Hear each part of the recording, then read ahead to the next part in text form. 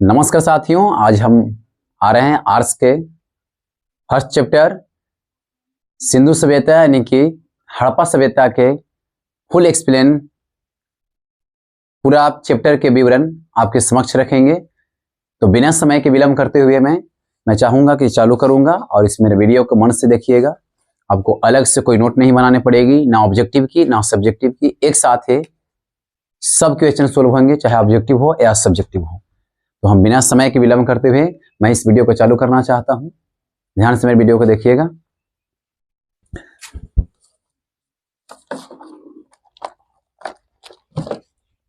तो हम सबसे पहले जानते हैं कि सिंधु सभ्यता या हड़प्पा सभ्यता है क्या, वो जानते हैं। तो मेरा फर्स्ट पॉइंट रहेगा, मेरा उस पर विचार हम करेंगे। फर्स्ट है कि सिंधु सभ्यता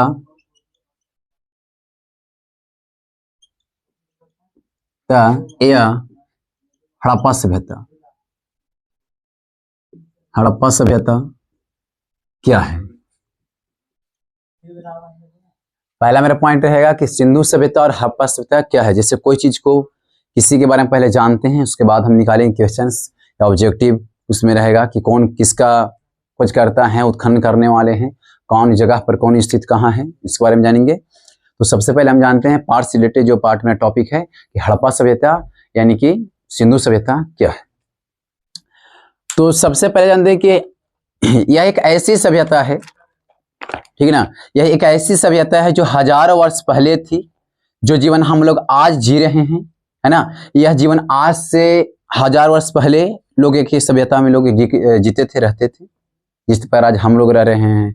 पशुओं के द्वारा अपना भोजन के लिए पदार्थ पा रहे हैं, पेड़ पौधे से पा रहे हैं, अपना जीवन यापन कर रहे हैं। ठीक उसी प्रकार आज से हजार वर्ष पहले भी सिंधु सभ्यता के लोग बिल्कुल हम लोगों के जैसा अपना जीवन व्यतीत करते थे। वो भी पशु पालन करते थे, वो भी पेड़ पदार्थ खेती बाड़ी करते थे। फर्क था कि हम लोग का उस टाइम सिर्फ नदियों का, जैसे सिंधु घाटी सभ्यता नाम पड़ा था, सिंधु नदी के किनारे बसे होने के कारण। ये सब बातें मैं इस वीडियो में बताऊंगा। लेकिन मेरा पहला पॉइंट है कि सिंधु सभ्यता या सिंधु घाटी सभ्यता क्या है। तब मैंने बताया कि जिस प्रकार हम लोग आज जीवन व्यतीत कर रहे हैं, ठीक उसी प्रकार उस सभ्यता के भी लोग जीवन व्यतीत करते थे, जिसे हम सिंधु सभ्यता या हड़प्पा सभ्यता नाम पड़ा। पहला पॉइंट मेरा कि यह सभ्यता सबसे पुरानी सभ्यता है। देखिए ध्यान से, पहला पॉइंट क्या है कि यह जो सभ्यता है यानी सिंधु सभ्यता की बात कर रहे हैं, यह सभ्यता सबसे पुरानी सभ्यता है, सबसे पुरानी सभ्यता है। ध्यान से देखिएगा इस वीडियो को, ऑब्जेक्टिव सब्जेक्टिव में सब यहां से दूर करूंगा, है ना। एक एक पॉइंट बाय पॉइंट से ऑब्जेक्टिव निकालूंगा, सब्जेक्टिव निकालूंगा, यानी कि हम खूब मन से, चाहे सब्जेक्टिव हो या फिर ऑब्जेक्टिव हो, सब क्वेश्चन के आंसर आपको इस वीडियो में मिलेगा। बस हमारे वीडियो में बने रहिएगा। तो मैंने सबसे पहले पॉइंट बनाया कि सिंधु सभ्यता या हड़प्पा सभ्यता है क्या। तो मैंने बताया कि हड़प्पा सभ्यता या सिंधु सभ्यता भी एक ऐसी सभ्यता है, उसने मानव जीवन में अपना काल बिताता था, जिस पर आज हम बिता रहे हैं। ये बात मैंने आपके समक्ष रखा। तो इसमें सबसे पहला पॉइंट हम बताएंगे कि यह सभ्यता सबसे पुरानी सभ्यता थी। ये कैसे थी, ये बात हम इसी में जानेंगे। फिर दूसरा पॉइंट है इस सभ्यता की खोज, इस सभ्यता की खोज दयाराम साहनी, जिनका पूरा नाम है राय बहादुर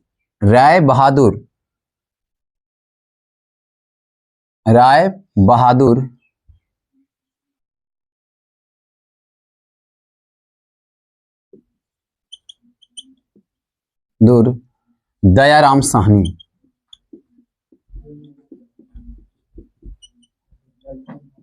राम साहनी, जो कितना में किए थे, 1921 ईस्वी में किए थे, 1921 में किए थे। हाँ, पहला पॉइंट क्या मेरा था कि भारत की सबसे पुरानी सभ्यता है, इसकी खोजकर्ता यानी कि खोज करने वाला, उत्खनन करने वाला कौन थे, तो थे दयाराम साहनी, जो कब किए थे, 1921 ईस्वी में किए थे। 2 पॉइंट हुआ। पहले पॉइंट क्या, यह सबसे क्या है, पुरानी सभ्यता है। ऑब्जेक्टिव बन सकती है, सभ्यता कैसी है, तो पुरानी सभ्यता।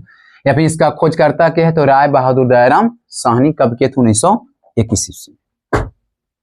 मेरे पास तीसरा पॉइंट है कि यह सभ्यता सिंधु नदी के किनारे बसा हुआ होने के कारण इस सभ्यता को सिंधु घाटी सभ्यता कहते हैं। तीसरा पॉइंट मेरा क्या है कि यह सभ्यता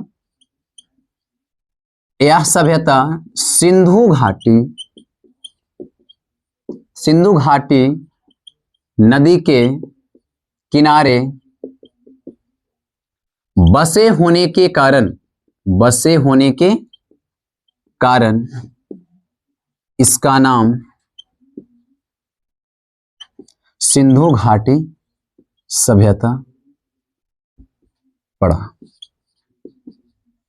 जैसे मैंने हेडिंग क्या दिया था कि सिंधु सभ्यता और हड़प्पा सभ्यता क्या है, तो इसमें है कि हड़प्पा सभ्यता क्यों कहा गया, सिंधु सभ्यता क्यों कहा गया, तो हम वीडियो में बहुत अच्छे तरीके से पूरी इसकी जानकारी प्राप्त करेंगे। लेकिन मैंने पॉइंट बाय पॉइंट में चल रहा हूं, तो बताया मैंने कि यह सबसे पुरानी सभ्यता है हड़प्पा सभ्यता। इस सभ्यता की खोज राय बहादुर दयाराम साहनी ने 1921 में की थी। ठीक है, ओके। आगे, यह सभ्यता सिंधु घाटी नदी के किनारे बसे होने के कारण इसका सिंधु घाटी सभ्यता नाम माफ करिएगा, सिंधु घाटी सभ्यता नाम पड़ा। ठीक है, एक पॉइंट और यहां पे लिखेंगे, हड़प्पा सभ्यता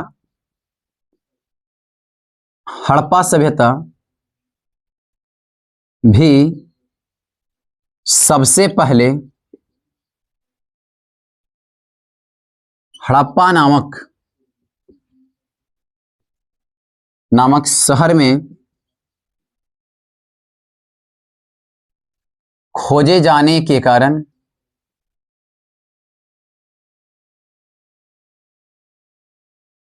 इसका नाम हड़प्पा सभ्यता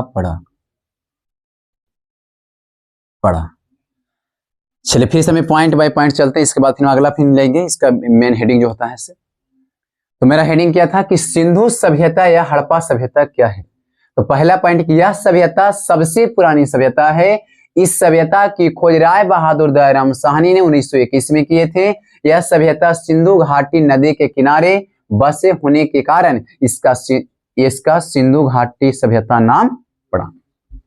फिर क्या है चौथा पॉइंट कि हड़प्पा सभ्यता भी सबसे पहले हड़प्पा नामक शहर में खोजे जाने के कारण इसका नाम हड़प्पा सभ्यता पड़ा। मैंने क्या चार पॉइंट बोला। पहला पॉइंट क्या बोला कि यह सभ्यता है जो शहरी सबसे पुरानी सभ्यता है। ठीक है, इस सभ्यता की खोज राय बहादुर दयाराम साहनी नामक जो व्यक्ति थे, साहनी थे, 1921 में हड़प्पा नामक जगह पर खोज किया था, जिसके कारण इस सभ्यता का नाम हड़प्पा सभ्यता पड़ा, है ना। इसके बाद हम लोग क्या जाने कि यह सभ्यता सिंधु घाटी के किनारे ना लोग बसे होने के कारण इस सभ्यता का नाम सिंधु घाटी सभ्यता भी पड़ा। जैसे कि जब कोई व्यक्ति कोई कार्य करता है तो उस कार्य के अनुरूप उसके मन वो कभी उतरता है उसके ऊपर। जैसे कि कोई भी क्षेत्र में हो रहने, जैसे कि इन लोग रहे बस से उस क्षेत्र में, जैसे कि और कोई खिलाड़ी के नाम में, या फिर कोई बच्चा पढ़ने में हो, कोई तेज हो। जैसे कि खिलाड़ी में अगर मान जैसे हमारे कि रोहित शर्मा के लिए हिटमैन का प्रयोग किया जाता है ना। तो इस जितना भी कोई व्यक्ति अगर काम करता है, अच्छा अपना कारनामे करते हैं, तो उस कारनामे के अनुसार उनका नाम पड़ता है। इससे हिटमैन ज्यादा हिट करने के चलते उनका हिटमैन नाम पड़ा। और यह सभ्यता हड़प्पा सभ्यता, हड़प्पा नामक शहर में खोजे जाने के कारण इसका नाम हड़प्पा सभ्यता पड़ा। सिंधु नदी के घाटी के मतलब पास में बसने के कारण उस सभ्यता का नाम क्या पड़ा, सिंधु घाटी सभ्यता भी पड़ा। इसके बाद मेरा अगला पॉइंट रहेगा, मैंने 4 पॉइंट जाने यहाँ पे। 5वां पॉइंट हम लोग का है, एक बार फिर से मैं इसमें रिवीजन कराऊंगा सुखा मेन पॉइंट खत्म करने के बाद, हेडिंग खत्म करने के बाद। तो अगली पॉइंट है मेरे पास की यह सभ्यता शहरी सभ्यता थी। क्या थी? यह सभ्यता शहरी और नगरीय माना जाता है। हाँ, क्या था? यह सभ्यता शहरी और नगरीय माना जाता है। इसका मतलब है यह सभ्यता जो 2600 ईसा पूर्व से 1900 ईसा पूर्व तक चली। कहां तक चली थी? यह सभ्यता 2600 ईसा पूर्व से 1900 ईसा पूर्व, 1900 ईसा पूर्व तक चली ना, पूर्व तक चली। अब हम डेट लेके चलते हैं तो डेट कहीं कहीं पर वो अलग दे सकता है। यहाँ पे भी मैंने अपने अनुसार यहाँ लिखा, ये मैं अपने अनुसार नहीं, मान के चलते एनसीईआरटी किताब के अनुसार लिखा गया और एक्यूरेट डेट दिया गया है कि 2600 ईसा पूर्व से 1900 ईसा पूर्व तक इनका मैंने कार्यकाल चला। फिर इसके बाद है कि यह सभ्यता का जो फैलाव था, मन विस्तार था, कहां तक थी, तो इस सभ्यता का विस्तार, इस सभ्यता का विस्तार या क्षेत्रफल, सभ्यता का क्षेत्रफल भी लिख सकते हैं, का क्षेत्रफल 12,99,600 वर्ग किलोमीटर था, वर्ग किलोमीटर था। चलिए इस बात को समझिएगा, फिर से इसके पूरे पॉइंट को मैं क्लियर कर रहा हूं कि जो हेडिंग दिया इसका सारे पॉइंट को। तो मेरा हेडिंग क्या था हम लोगों का कि सिंधु सभ्यता या हड़प्पा सभ्यता क्या है। तो सिंधु सभ्यता या हड़प्पा सभ्यता में मैंने फर्स्ट पॉइंट लिखा, फर्स्ट पहला पॉइंट लिखा कि यह सभ्यता सबसे पुरानी सभ्यता थी। क्या सभ्यता थी? सबसे पुरानी सभ्यता थी। दूसरा पॉइंट क्या जाने कि यह इस सभ्यता की खोज राय बहादुर दयाराम साहनी ने किए थे। कौन किए थे? राय बहादुर दयाराम साहनी ने किए थे। कब किए? 1921 ईस्वी में किए थे।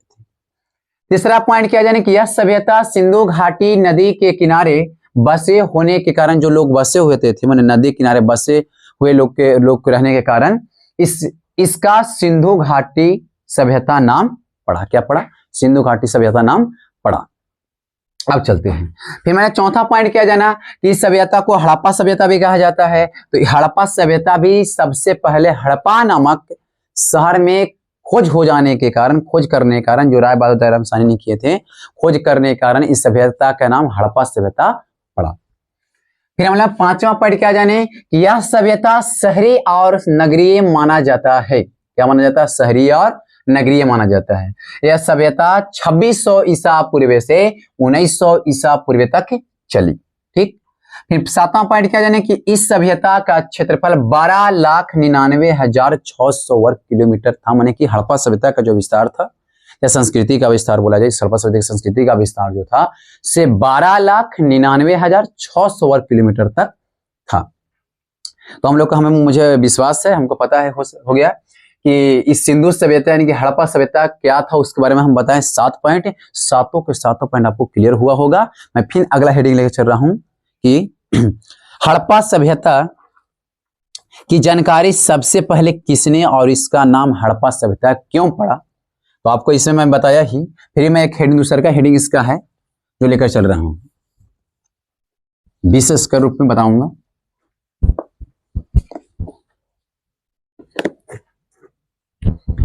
हाँ, तो दूसरा हेडिंग क्या है? दूसरा हेडिंग है कि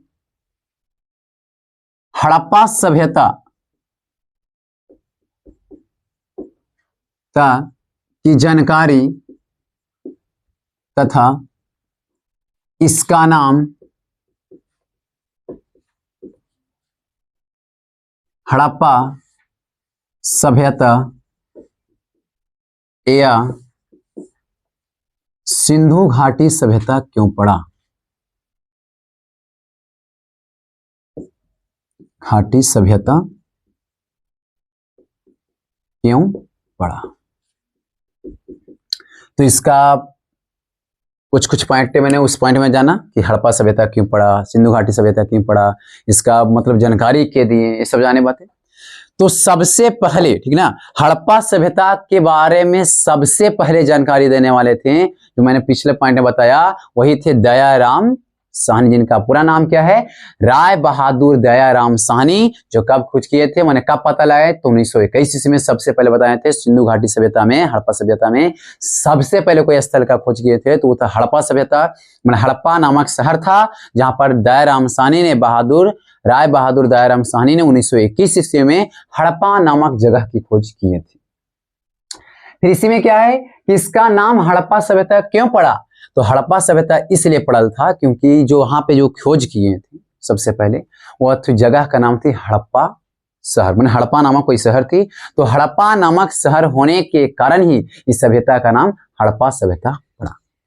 फिर एक इसी में क्वेश्चन है कि सिंधु सभ्यता क्यों पड़ा। तो सिंधु सभ्यता इसलिए पड़ा था क्योंकि सिंधु नामक घाटी नदी के किनारे लोग रहते थे, उसी के माध्यम से अपना सिंचाई करते थे, है ना, पशुओं को चारा दिलाते थे, मनोह पे चराते थे, अपना वहां उसी के किनारे अपना घर बनाए रहते थे, माने झोपड़ियां बनाए रहते थे, उसमें रहते थे, उसके बगल में ही माने अपना वो बसे हुए थे। तो सिंधु घाटी नदी के किनारे या सिंधु नदी से उसकी व्यवस्था से उसकी आवश्यकताओं को पूर्ति करने के कारण, सिंधु नदी से अपने सिंचाई करने के कारण, उससे नहर का निर्माण करके अपने खेतों तक अच्छी तरीका से व्यवस्था से सिंचाई करने के कारण जो नदी की बात किया गया, इसीलिए उनको सिंधु घाटी सभ्यता भी कहा जाता है। ठीक है, ये पॉइंट भी क्लियर हुआ। मैंने पहले पॉइंट किया जाना कि सिंधु सभ्यता क्या है या हड़प्पा सभ्यता क्या है। फिर मैंने क्या जाना कि हड़प्पा सभ्यता या सिंधु सभ्यता क्यों कहा गया और इसकी जानकारी सबसे पहले किसने दिया, तो हम लोग को बता दिए कि दयाराम साहनी ने दी। अब अगला पॉइंट लेकर चलते हैं। हाँ, अगला पॉइंट हमारा है कि हड़प्पा सभ्यता के प्रमुख स्थल कौन कौन से हैं। तो देखेंगे हड़प्पा सभ्यता के प्रमुख स्थल कौन कौन से हैं। 2 पॉइंट हम लोग जानेंगे। हड़प्पा सभ्यता के प्रमुख स्थल,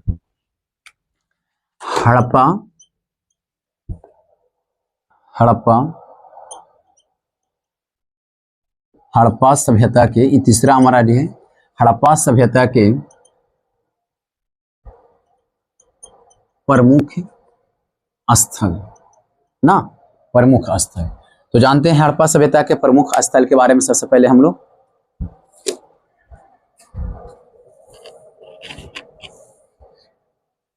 हड़प्पा सभ्यता के प्रमुख स्थल, तो जैसे दिया हुआ कालीबंगा और राखीगढ़ी, कालीबंगा और राखीगढ़ी,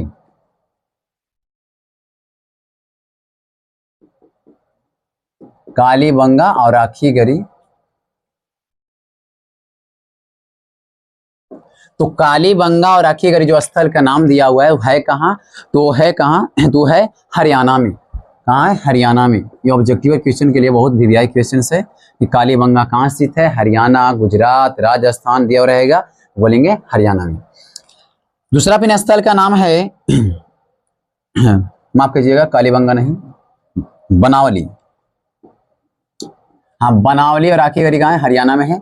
कालीबंगा राजस्थान में है, कालीबंगा भी वहां का स्थल है। तो कालीबंगा जो है कहाँ है, राजस्थान में है, राजस्थान में है। ठीक है, फिर है कि धौलावीरा लोथल, तो धौलावीरा लोथल है ना, धौलावीरा लोथल, और फिर क्या नागेश्वर और नागेश्वर, ये सब कहाँ है, तो ये सब कहाँ है, तो ये है गुजरात में, गुजरात में। ठीक है, फिर इसमें चौथा पॉइंट है कि बालाकोट और चनहुद्रो, बालाकोट और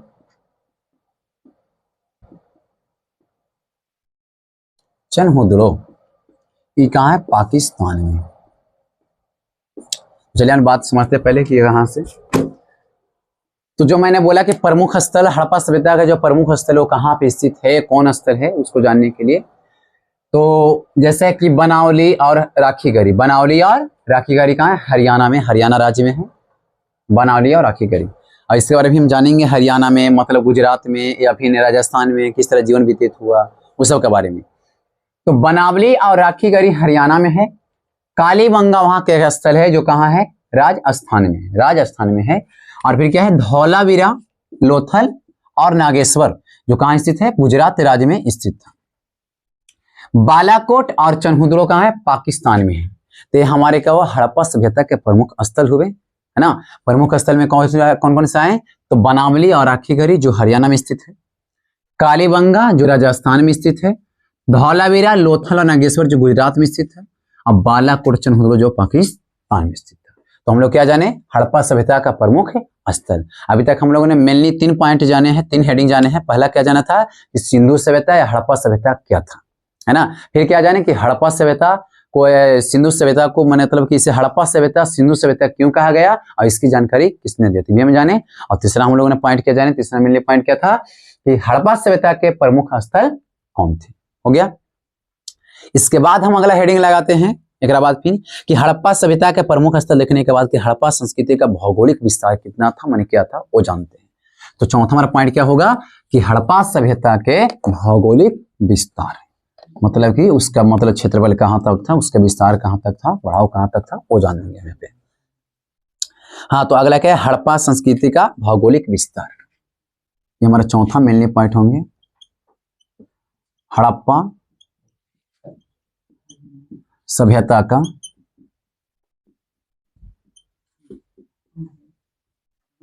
भौगोलिक विस्तार। चलिए, तो हड़प्पा सभ्यता का भौगोलिक विस्तार में फर्स्ट पॉइंट हम जानते हैं यहाँ पे कि इसका जो विस्तार था, यानी हड़प्पा सभ्यता का इसका विस्तार था,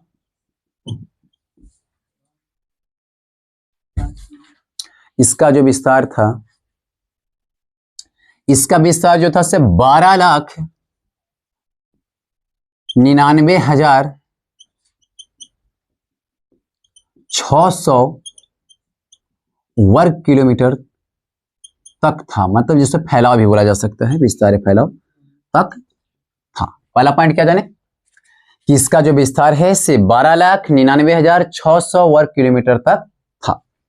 फिर दूसरा पॉइंट इसका है कि यह जो हड़प्पा संस्कृति जो था, हड़प्पा संस्कृति का विकास भारतीय पश्चिमी उत्तर भाग में हुआ था। कहां हुआ था? तो हड़प्पा संस्कृति का विकास, हड़प्पा संस्कृति का विकास, हड़प्पा संस्कृति का विकास भारत के, सॉरी माफ करिएगा, हड़प्पा संस्कृति का विकास है ना, भारतीय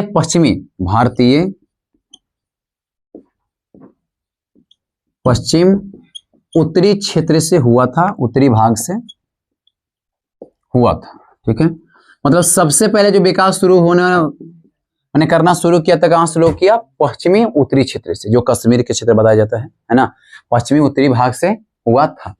इसका तीसरा पॉइंट है कि यह पूरा क्षेत्र त्रिभुजाकार थी। कैसा थी? इसका जो क्षेत्र हड़प्पा सभ्यता जो क्षेत्र था, वहां का क्षेत्र जो था, हर कोई का क्षेत्र बटा हुआ जिसकी तरह से रहता है, तो वहां जो क्षेत्र था से क्या था? त्रिभुजाकार थी। उसका आकार कैसा था? त्रिभुजाकार था ना।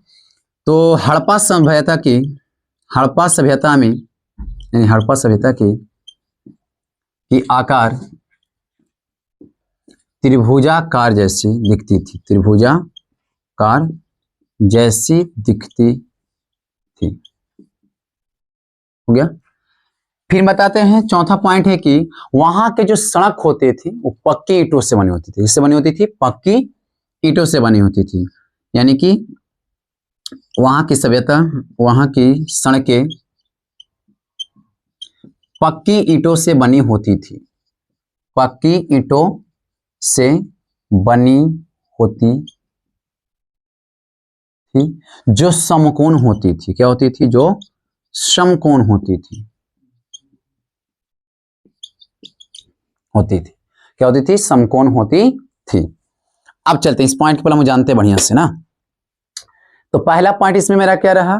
तो पहला पॉइंट था कि मेनली पॉइंट हमारा क्या है, मेन हेडिंग क्या है कि हड़प्पा सभ्यता का भौगोलिक विस्तार, माने कहां तक भौगोलिक विस्तार, इसका विस्तार का था, फैलाव कहां तक था।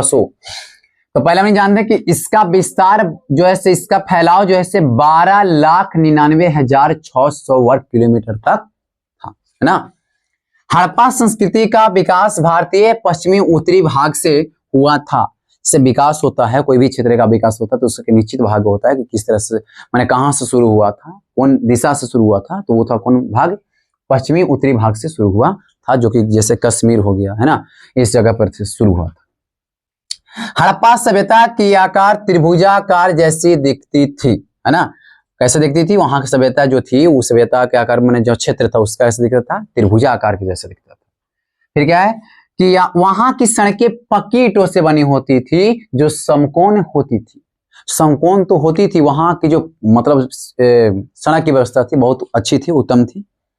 क्या कि जैसे कि वहां पे बारिश भी होता था तो पक्की ईंटों के होने के कारण उसके सड़कों के किनारे नाले रहते थे, तो बारिश होता था तो नाले में पानी जाती थी और शहर से वो बाहर चली जाती थी। मैंने वहां की व्यवस्था बहुत अच्छी थी, सिंचाई व्यवस्था भी अच्छी थी, जो नहरों के द्वारा करते थे, है ना, तालाब के द्वारा भी होता था, कुएं के द्वारा भी किया जाता था।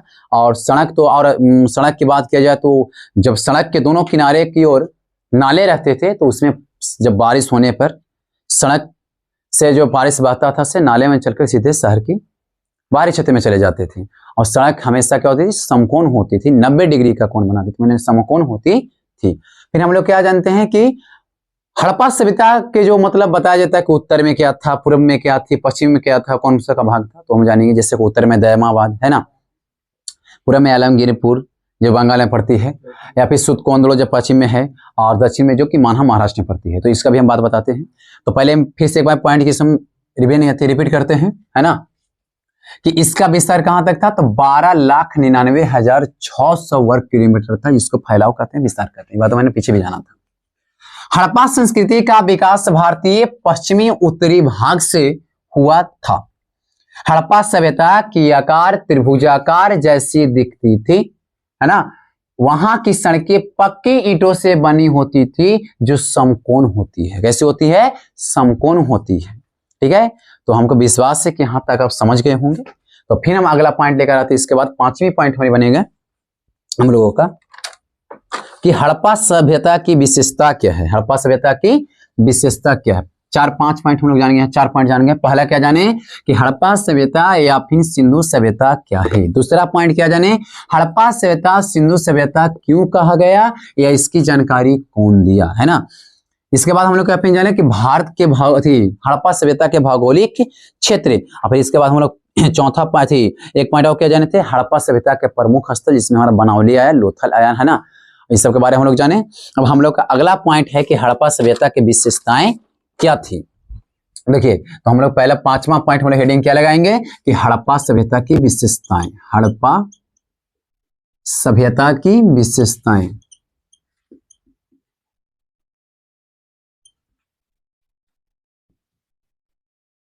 विशेषताएं, हड़प्पा सभ्यता की विशेषताएं। तो इसमें हम फर्स्ट पॉइंट बनाते हैं कि यह सभ्यता जो थी बहुत प्राचीन सभ्यता है ना, बहुत पुरानी सभ्यता है। दूसरी बात क्या है कि यह सभ्यता कास्य सभ्यता कहलाती थी। क्या कहलाती थी, कास्य सभ्यता। सबसे बात क्या कि यह सबसे पुरानी सभ्यता है, यह सबसे प्राचीन, है ना, यह सबसे प्राचीन सभ्यता है। यह सभ्यता कास्य युगीन होती है, कास्य युग की थी, है ना, कास्य युग की थी, यह कास्य युग सभ्यता कहा जाता है। और तीसरा पॉइंट है कि यह मातृसत्तात्मक थी। क्या थी, यह मातृसत्तात्मक सभ्यता है, यह सभ्यता थी, है ना, सभ्यता थी। आप समझते कि मातृसत्तात्मक क्या होता है। तो मातृसत्तात्मक कहने के मतलब कि वहां के उस समय, उस सभ्यता के समय, है ना, वहां पे जितना विशेषाधिकार महिला का प्राप्त था उतना पुरुष का प्राप्त नहीं था। महिलाओं को शिक्षा भी मिलती थी। वहां के जो घर की मुखिया जो होती थी से कौन होती थी, माता होते थे, पिता नहीं होते थे। इसलिए से क्या कहा गया, मातृसत्तात्मक भी कहा गया, है ना। दूसरी सभ्यता को बोला गया मातृसत्तात्मक। पहला पॉइंट हम लोग क्या बना कि यह सभ्यता सबसे प्राचीन सभ्यता है। दूसरा क्या बना कि यह सभ्यता कास्य युग की थी, यानी कास्य युगीन सभ्यता कहलाती है। और तीसरा क्या है कि यह मातृसत्तात्मक सभ्यता थी, मातृसत्तात्मक सभ्यता कही जाती थी, है ना। फिर बताएंगे एक पॉइंट इसमें और है, क्या है कि यहाँ के जो लोग थे, यहाँ के लोग क्या करते थे, यहाँ के लोग ज्यादातर व्यापार पर आधारित थे। किस पर आधारित थे, व्यापार पर आधारित थे। किस पर आधारित थे, व्यापार पर आधारित थे। तो हमें 4 पॉइंट जाने किसके बारे में कि हड़प्पा सभ्यता की विशेषताएं क्या, मूल रूप से विशेषता होता है उसको जानने के लिए, हर चीज में कोई काम करने के लिए उसमें एक मुख्य विशेषताएं लगती है, जो इसमें विशेषताएं लोग की। यह सबसे प्राचीन सभ्यता है, सबसे पुरानी सभ्यता है। और यह सभ्यता कास्य युग की सभ्यता थी। यह मातृसत्तात्मक सभ्यता थी। यहाँ लोग ज्यादातर व्यापार पर आधारित होते थे। किस सभ्यता में, तो हड़प्पा सभ्यता यानी कि सिंधु घाटी सभ्यता में। ठीक है, 5 पॉइंट हम लोग यहाँ तक चला, 5 मिलने पॉइंट हेडिंग जाने। अब हम छठा हेडिंग लगाते हैं, और छठे हेडिंग का नाम है हड़प्पा वासी का जीवन कैसे बीता, माने किस तरह से उनका जीवन बीता, किस तरह से खाना खाए, है ना, कैसे का खेती किए, उस सब के बारे में हम जानते हैं। तो हड़प्पा सभ्यता की विशेषताएं जानकर इसके बाद हम अगला चलते हैं, हड़प्पा सभ्यता के उनका जीवन कैसे गुजरता है सो देखते हैं। तो हड़प्पा सभ्यता की छठा हमारा मेनली पॉइंट क्या है कि हड़प्पा सभ्यता का जीवन, हड़प्पा सभ्यता में लोगों की जीवन, लोगों की जीवन देखिए ध्यान से। तो हड़प्पा सभ्यता में लोगों का जो जीवन था, से हड़प्पा सभ्यता के निवासी कई प्रकार के पेड़ पौधे से उत्पाद और क्या जानवरों से जो पदार्थ मिलता था वो, या फिर मतलब कि मछली के भी उसमें शामिल था, जैसे पेड़ पौधों से फल पाना है ना, उससे लकड़ियां भी प्राप्त हो जाती थी, या फिर पशुओं से प्राप्त करना, दूध प्राप्त करना, उससे नए नए प्रकार के चीजें बनाना, तो इससे तो पशु से प्राप्त करती थी और पेड़ पौधे से भी प्राप्त करते थे। जिससे मैंने कि उसने बताया जाए कि खाने के लिए अगर मांसाहारी रूप में देखा जाए तो क्या था, वो मतलब मछली था, उसमें सब कोई रहते थे, शाकाहारी था, मांसाहारी है ना, सर्वाहारी सब की चीजें, ऐसा बात नहीं थी। तो मछली जो था शाकाहारी मांसाहारी के रूप में आती थी, मांसाहारी के रूप में आती थी, मछली आती थी। इसके बाद फिर क्या है कि हड़प्पा सभ्यता के जो किस प्रकार के लोग फसल करते थे, तो फसल थी गेहूं थी, जौ थी, सफेद चना का वहां पे खेती होता था। किसको था? सफेद चना का ना, तो जैसे कि सफेद चना हो गया, जौ हो गया, गेहूं हो गया, दाल हो गया। अब फिर क्या पीने का बोला जाता है, किसे बाजरे के जो दाने होते थे वो कहाँ मिलते? गुजरात में मिलते थे। जहाँ पे क्या इसी था लोथल बताया गया ना, कहाँ मिलता? गुजरात में मिलते थे। तो बाजरे का दाने जो होते इसका मतलब गुजरात में मिलते थे। और खेती मेनली रूप से जो होता था गेहूं, जौ, सफेद चना, दाल, मसूर है ना, और फिर बाजरे के दाने के भी किया जाता था हड़प्पा सभ्यता में। तो ये हमारा जो लास्ट पॉइंट 6 पॉइंट था, मैंने 6 पॉइंट के फिर से मैं रिवीजन कराता हूँ कि मेरा पहला पॉइंट क्या था। तो मेरा पहला पॉइंट था कि सिंधु सभ्यता यानी कि सिंधु घाटी सभ्यता यानी हड़प्पा सभ्यता क्या थी, जिसमें हम लोग जाने कि हड़प्पा सभ्यता सिंधु सभ्यता क्या थी। तो सबसे पुरानी सभ्यता थी, इसका विस्तार मैंने जाना है ना, किस नदी किनारे स्थित वो भी मैंने जाना। फिर क्या जाना कि 2600 ईसा पूर्व 1900 ईसा पूर्व इनका काल चला था। फिर जाना कि इसका विस्तार जो था से 12,99,600 वर्ग किलोमीटर तक था। ठीक है। फिर इसकी जानकारी देने वाले राय बहादुर दयाराम साहनी थे, 1921 ईस्वी में हड़प्पा नामक शहर में इस सभ्यता की खोज किए थे, जिसे हड़प्पा सभ्यता कहा गया है ना। सिंधु नदी किनारे के बसे होने के कारण इसका नाम क्या पड़ा? सिंधु घाटी सभ्यता पड़ा। और इसके बाद हम लोग फिर क्या जाने कि हड़प्पा सभ्यता का प्रमुख स्थल, जैसे कि माने बनावली और राखीगढ़ी, जो कहाँ स्थित है? हरियाणा में। कहाँ स्थित है? हरियाणा में। कौन कौन से? बनावली, राखीगढ़ी कहाँ स्थित है? हरियाणा में। दूसरी पॉइंट क्या है कि कालीबंगा कहाँ है? तो राजस्थान में। कालीबंगा कहाँ स्थित है बाप? तो राजस्थान में।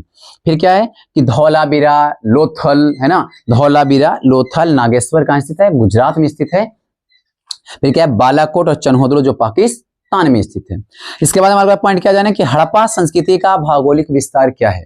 तो हड़प्पा संस्कृति के भौगोलिक विस्तार में या फैलाव में सबसे पहले बात जाने क्या कि इसका जो विस्तार है, इसका जो क्षेत्रफल है, से 12,99,600 वर्ग किलोमीटर तक था, है ना। इसके बाद फिर इसका विस्तार पंजाब में, सिंध में, है ना, बलूचिस्तान में, राजस्थान में, हरियाणा में, गुजरात में इसका जो विस्तार उत्तरी अफगानिस्तान तक है, ठीक ना। यहाँ का जो मतलब हड़प्पा सभ्यता का जो मतलब वहाँ के क्षेत्र जो था त्रिभुजाकार दिखाई पड़ते थे, ये भी बात हम जाने। फिर इसके बाद क्या बात जाने कि इसकी विशेषताएं क्या है। तो हड़प्पा सभ्यता को मातृसत्तात्मक सभ्यता बनेगी, इसे मातृसत्तात्मक उसमें ज्यादा प्रधानता दी गई मातृसत्तात्मक के रूप में। और उस सभ्यता को कांस्य युग की सभ्यता भी कहा जाता है। यह सभ्यता सबसे पुरानी सभ्यता है और सबसे प्राचीन सभ्यता जिसे माना गया है। यहाँ के लोग ज्यादातर किस पर मन आधारित होते थे? तब व्यापार पर आधारित होते थे, है ना। ऐसे यहाँ जो खेती होती थी गेहूं, जौ, चना, है ना, जो चना में तो सफेद चने की खेती होती थी। और जो दाने का बाजरा मिला से कहाँ मिला था? गुजरात में मिला था। जो लोथल स्थित कहाँ है? गुजरात में। वहीं पे गुजरात नामक में जो राज्य हम लोग का है, वहां पर क्या मिला? दाने की बाजरा मिली थी। वहां के भी जो लोग रहते थे, हम लोग के जैसे समझो जो खाना हम लोग जैसे भोज्य पदार्थ करते हैं, जैसे पशुओं से प्राप्त करना दूध का, उससे तरह तरह की मिठाइयाँ बनाना, या फिर मान के चलिए कोई पेड़ पौधे से प्राप्त करना, फूल पत्ती जैसे साग सब्जी से प्राप्त करना, तो उस तरीका से उन लोग भी जीवन व्यतीत करते थे, जिस पर आज हम व्यतीत करते हैं, हम लोग व्यतीत करते हैं। तो हमको विश्वास है कि मेरा जो 6 पॉइंट चला वो पॉइंट आपको बिल्कुल बहुत अच्छा समझ में आया होगा। और मैं चाहूंगा कि इसी तरह मेरे क्लास में आप बने रहिए, जिसमें आपको ऑब्जेक्टिव सब्जेक्टिव पूर्ण रूप से खत्म होगी। मेरे इस वीडियो के देखने के बाद मैं फिर से एक बार नई जोश के साथ खूब और अपनी जान जोश लगाकर तैयार करना चाहूंगा कि अगली मैं वीडियो में आऊं तो खूब नई अंदाज के रूप में आऊं। अब हमसे जो टूटी फूटी गलतियां होंगी आप कमेंट के द्वारा हमें बताइए, उसको मैं पूर्ति करूंगा, कह कि मैं इस प्लेटफॉर्म पर सबसे नए रूप में आया हूं। धन्यवाद।